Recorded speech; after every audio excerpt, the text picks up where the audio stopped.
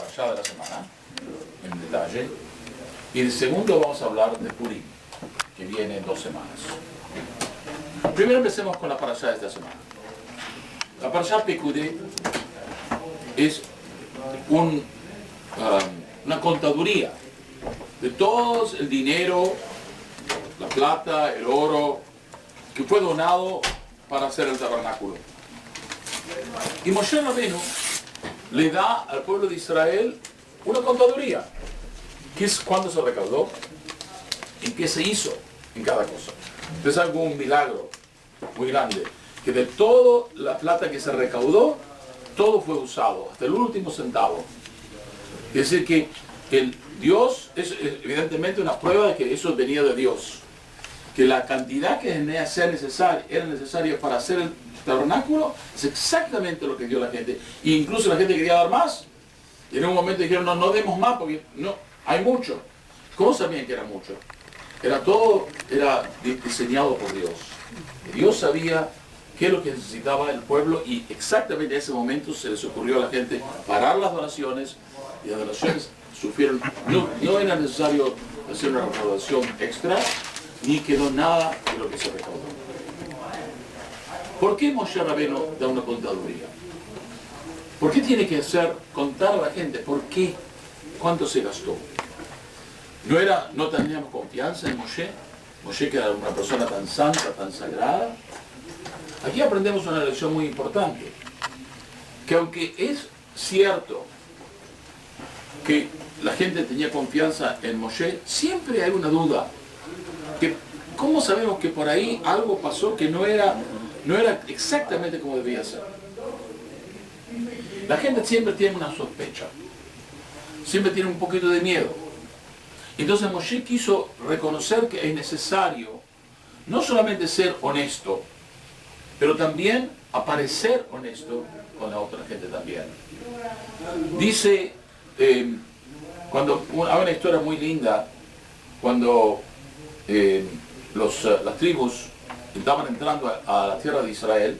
La primera parte que se conquistó fue la parte oriental, el este del río Jordán.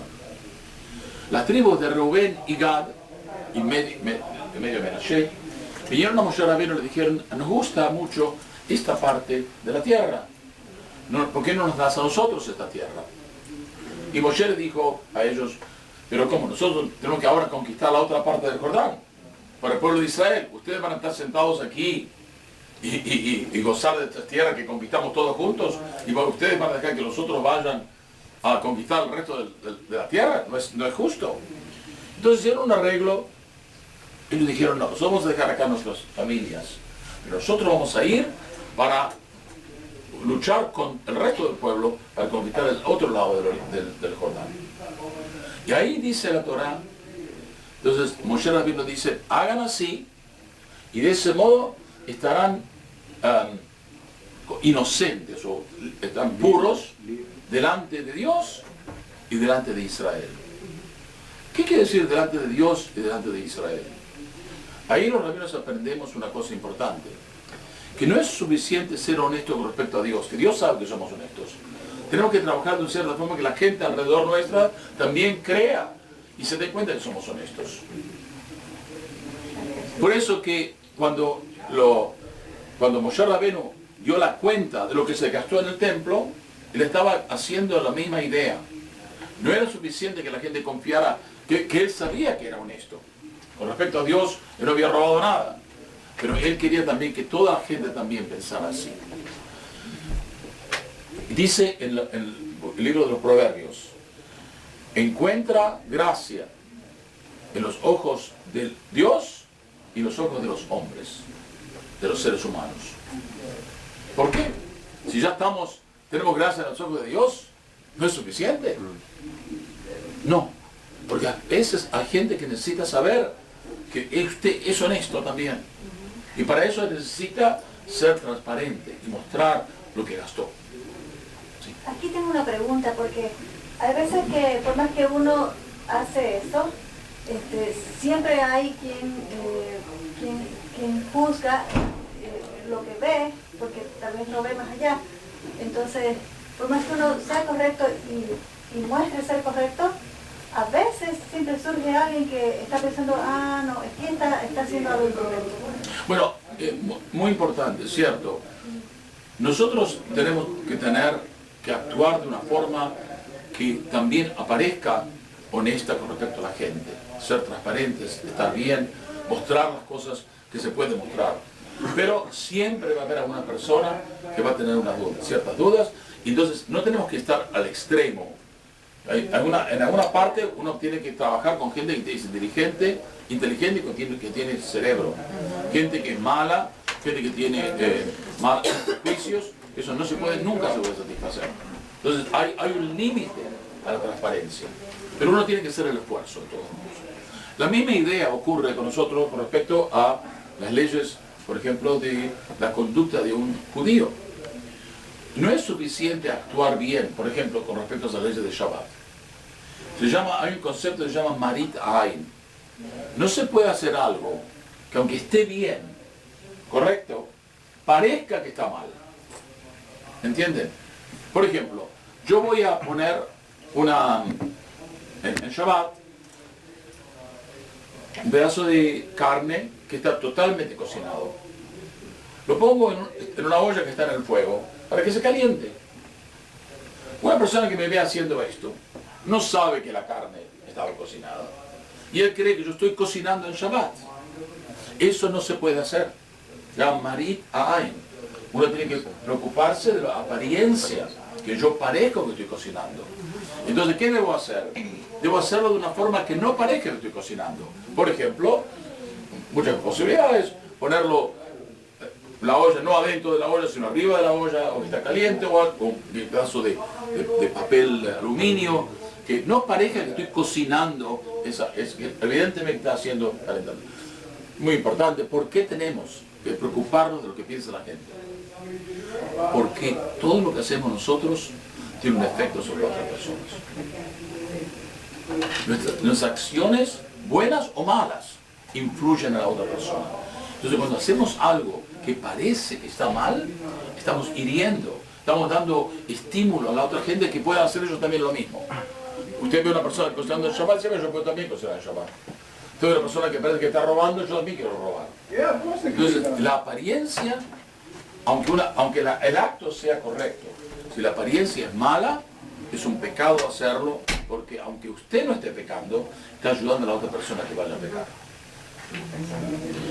Entonces dicen, Metzachel besechel tov.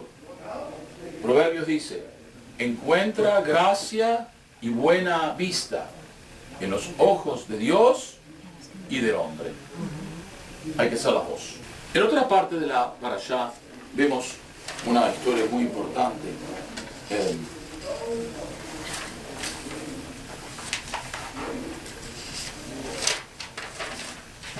La palabra que aparece constantemente en esta parashá, después de cada cosa que se termina del tabernáculo, quiero mostrar brevemente las partes de la parashá, lo que se hace. Porque esta parashá es totalmente la completación de la construcción del tabernáculo. Recuerden que todo el tabernáculo ya fue descrito varias veces en las parashot anteriores, cómo debe hacerse, cómo se construye, etc. En esta parashá estamos viendo cómo se pone todo junto, como al final todo se pone en una estructura. Entonces en esta parashá vemos cómo Moshe Rabbeinu empieza a terminar cada cosa. Entonces dice, pusieron las cortinas y las vestimentas para los Kohanim exactamente como Dios le dijo a Moshe Rabbeinu. Después dice, pusieron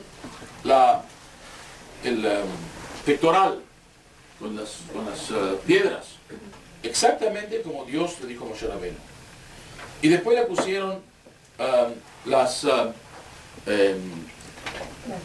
¿cómo? No, ¿cómo se dice? Digamos, que cuelga, la túnica cuelga de ellas, ¿no? Con las cuerdas que agarran la túnica. Como dice como Dios le ordenó a Moshe. Y así, cosa por cosa, repite la misma frase como Dios le dio a Moshe.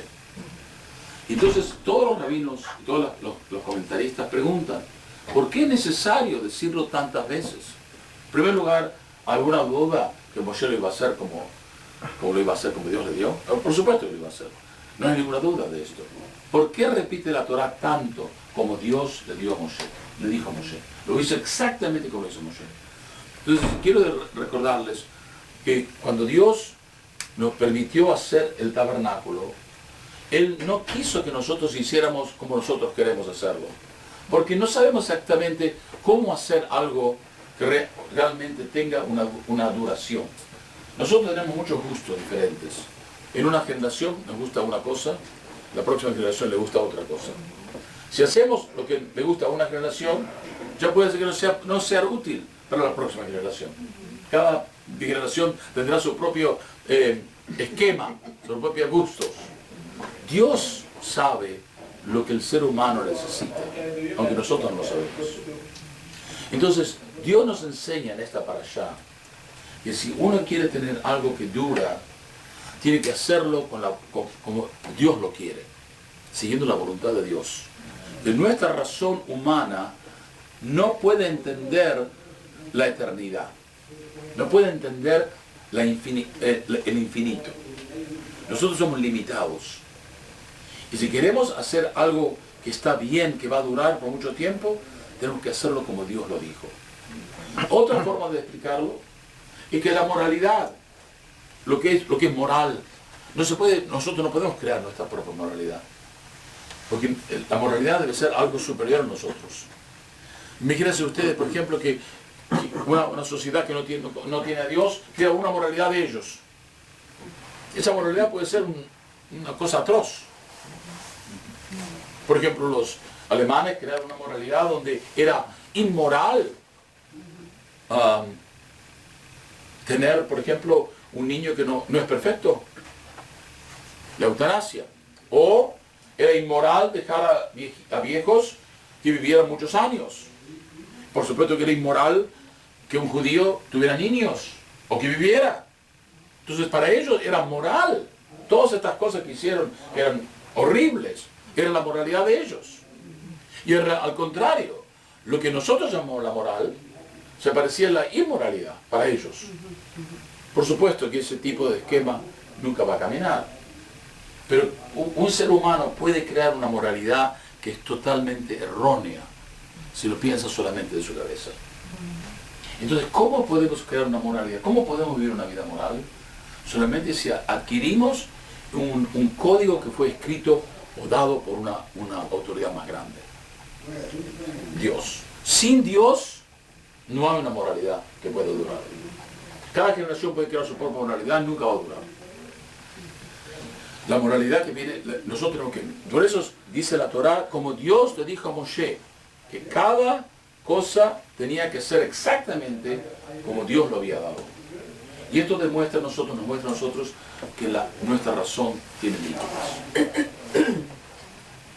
Quiero contarles que al final de esta parashá, cuando Moshe Rabbeinu pone todas las cosas juntas, en orden, y erige el tabernáculo, y queda como lo habíamos visto la vez pasada, ¿no? Queda de esta forma, correcta, completamente, como debe ser el tabernáculo. Completo.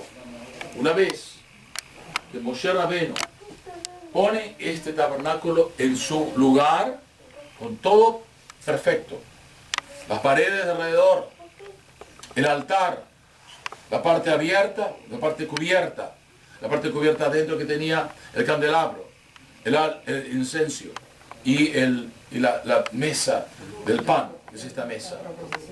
Y adentro tenía el arca con las tabletas de la ley.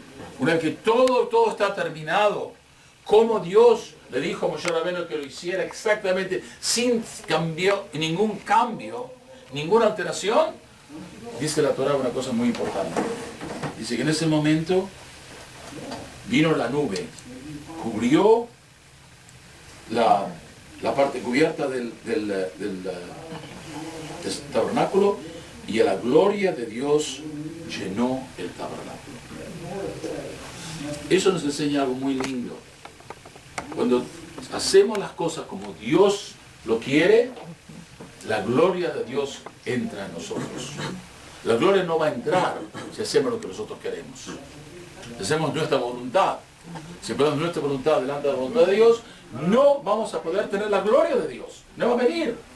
Quiere decir que no va a haber éxito, no va a haber salud, no va a haber felicidad, no va a haber armonía social.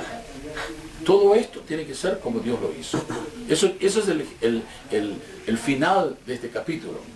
Y cuando todo se hace de una forma correcta, lo que ganamos es que la gloria de Dios entre en nosotros, en nuestras vidas. Y de esta forma concluimos el segundo libro del Pentateuco, el libro de Shemot, Parashat Pekudei. Recuerden que por 4, casi 5 parashiot hemos hablado del tabernáculo. El tabernáculo que Dios no necesita, porque Dios solamente quiere que pensemos en Él, que tengamos la santidad en nosotros y en las relaciones entre nosotros. Pero el ser humano necesita algo más concreto. Entonces Dios le permitió que tuvieran algo concreto, pero solamente si esa parte concreta es exactamente como Dios lo hizo. De este modo, como hablamos la vez pasada, no puede haber idolatría. Porque no es el tabernáculo que es santo. Lo que es santo es que está construido como Dios lo hizo. El tabernáculo representa no un edificio o el templo, lo que representa es la obediencia a Dios. Entonces la obediencia a Dios en los objetos es un estímulo o una recordación para que nosotros tengamos la misma tipo de obediencia dentro nuestro. Si veo un objeto creado exactamente como Dios lo dio, y aquí estoy orando, entonces tengo que pensar, bueno, entonces en ese caso yo tengo que traer la misma actitud en mí. Y ahora pasaremos, yo a leer un poquitito ayer de esta parte. Quiero recordarles que la historia que conté ayer, y quiero recordarles otra vez, ¿por qué el ser humano no lo dejamos que la persona misma crea su propio templo? No que tenemos una arquitecta. No sería muy bueno si vamos a hacer un templo que tomemos, no nosotros ahora es diferente, pero en el tabernáculo sería muy lindo que Dios les dijo, bueno, elijan ustedes a los mejores arquitectos y ustedes lo hacen, como ustedes lo quieren, como ustedes necesitan que así sea. Porque el tabernáculo no se dice para ustedes, no para mí, dije Dios. Entonces no sería más lógico decir, dejen que ustedes lo elijan, ustedes lo diseñan. La idea fue no.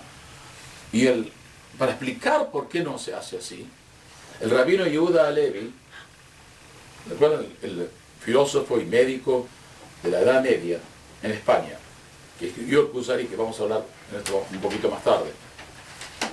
El rabino Yehuda Halevi dice que a veces el hombre actúa como un hombre tonto, que toma un ejemplo de un hombre tonto, que pasa por la calle y pasa por la oficina de un médico. Y delante del médico, de la oficina del médico, hay una cola de gente esperando al médico, y todos enfermos que necesitan una especie de ayuda para respirar, el otro necesita para caminar, el otro tiene problemas de estómago, y están esperando al médico. Y el médico no está. Viene un tonto que sabía cómo entrar a la oficina del médico y dice, miren, ustedes tienen problemas, yo voy a ayudarlos. Abre la puerta de la oficina del médico, entra a la oficina y ve todas las medicinas que están ahí. Él sabe que las medicinas son buenas, entonces cada persona le da, la primera persona le da la primera cosa del estante, la segunda le da la segunda, la tercera, y todos se van. Pero esta medicina, para este hombre que tenía problemas de estómago, esto es para el que tenía problemas de ojos, se lo va a matar. El otro tenía problemas de ojos, le dio una cosa por el estómago, lo va a matar también. En lugar de estar bien, los está matando. Dice, el Yehuda Halevi dice, nosotros a veces somos como aquel tonto. Pensamos que nosotros podemos resolver nuestros propios problemas con nuestra cabeza, con nuestra razón, y no tomando una posición de la fe en Dios o de la moralidad divina. Y una cosa muy linda, quiero recordarles un ejemplo que puedo dar también. Nosotros no, el hombre que está en un pantano no puede salirse solo. Necesita ayuda de arriba, que alguien lo levante. Lo mismo pasa con nosotros. Cuando tenemos un problema moral o personal, nosotros no podemos hacerlo solos. Porque los problemas que tenemos son los que nosotros mismos creamos. Entonces, para salir de esos problemas necesitamos ayuda de afuera. O de otra persona, o en este caso, como la sociedad, una moralidad divina.